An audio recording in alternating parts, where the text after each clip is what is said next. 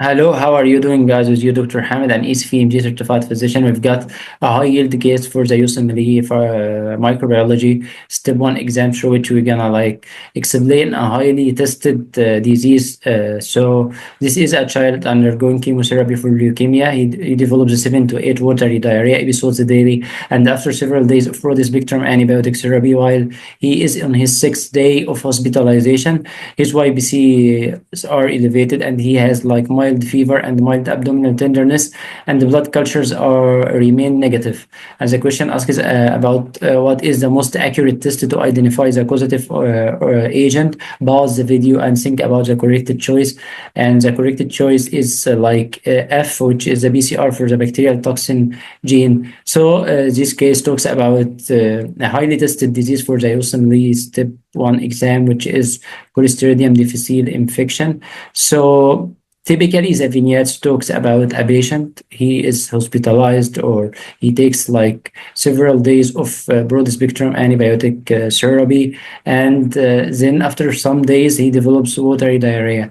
And you have to watch that watery diarrhea, not bloody diarrhea. When it is bloody diarrhea, it is not Clostridium difficile infection. This is the first thing that you have to notice. And the frequency of the diarrhea, it's typically a high frequency diarrhea, 5, 6, 7, 8 times daily. This is the second things you have to notice.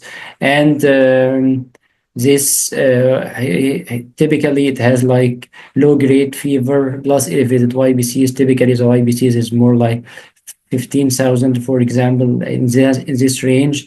And the patient typically has mild abdominal tenderness. So whenever you have this vignette, the answer is always Clostridium difficile infection. So the diagnosis for Clostridium difficile infection, you have two tests. First is the PCR, which is nucleic acid amplification test. Through this test, you are looking for the genes. So the PCR looks for the genes. It has a high sensitivity and high specificity, but it has one downside.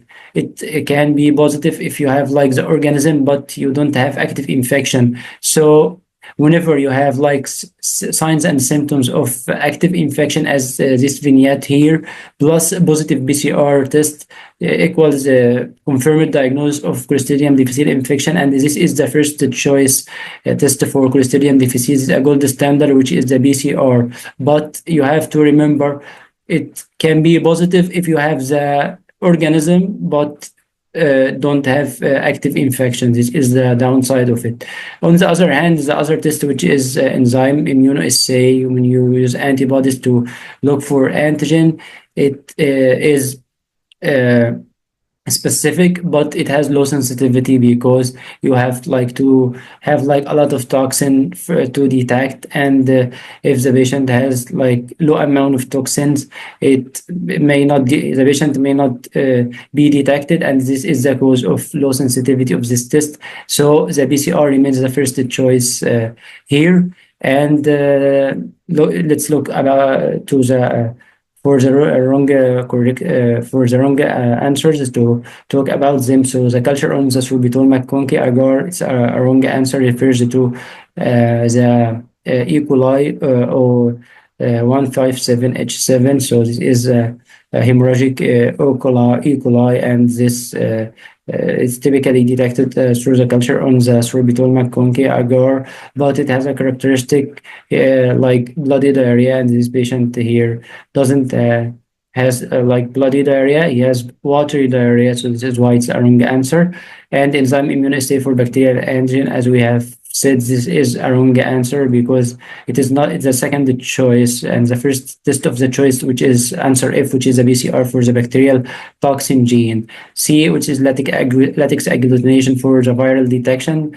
We can test the infection with rotavirus, which also happens in the immunocompromised patients, and through latex agglutination test. So this is a virus, rotavirus, and the vignette here refers to Clostridium difficile infection, while the rotavirus typically happens have an incubation period of 48 hours versus this patient who develops water diarrhea after his 6 days of hospitalization after taking antibiotics.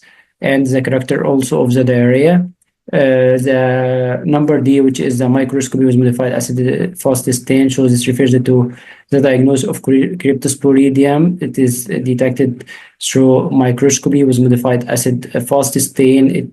It essentially the causes like chronic diarrhea. It is watery, but it refers to chronic diarrhea, and this vignette of acute diarrhea, and all the predisposing factor referring to Clostridium difficile infection of enteroparasite microscopy. This refers to like Giardia, Entamoeba infections. These organisms we're gonna like test them by oval enteroparasite microscopy, and these infections, for example, entamoeba, the patient have like bloody diarrhea, and the vignette talks like usually about a traveler to a third world country coming back, and this is like the typical patients having like entamoeba, for example.